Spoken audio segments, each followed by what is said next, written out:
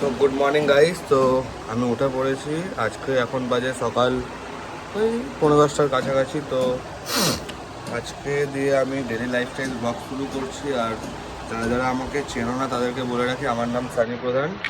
তো কলকাতাতে আমার একটা ট্যাটু স্টুডিও আছে আর আমি একজন ট্যাটু আর্টিস্ট। তো কলকাতা দিয়ে একটা ট্যাটু আর্টিস্টের লাইফস্টাইল কেমনি থাকে তো সেটা ডেলি ব্লগ নিয়ে আসার চেষ্টা করব। তো আজকে শনিবার সকাল সকাল একটা অ্যাপয়েন্টমেন্ট আছে, তো ঠাকুরকে হালকা ধূপ দেখিয়ে এবার আমি যাবো স্টুডিওর দিকে। তো দেখো স্টুডিওটা। কি করছো আম্মা? ছাতু?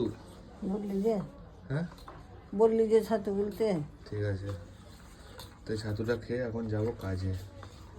এদিকে গম রাখা আছে, গমটা ভাঙাতে দিয়ে তারপর যাব।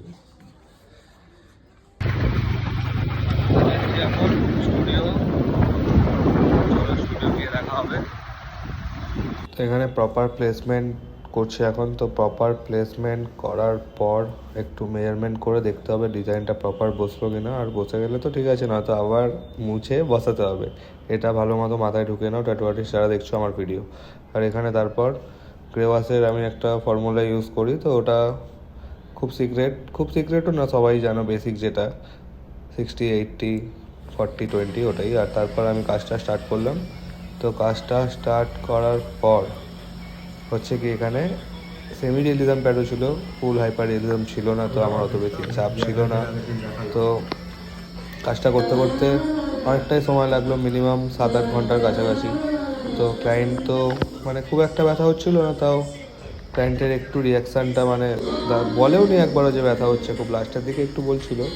আর এরকম ট্যাটু যারা যারা করতে চাও তারা তারা ডিরেক্ট আমার সাথে কন্ট্যাক্ট করতে পারো বা আমাদের স্টুডিও ডিরেক্ট ভিজিট করতে পারো।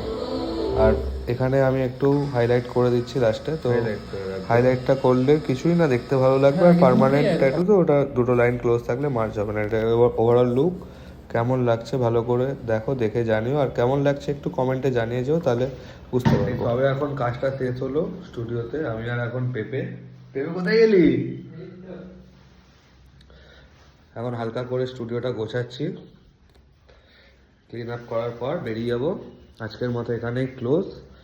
দেখা হচ্ছে কালকে।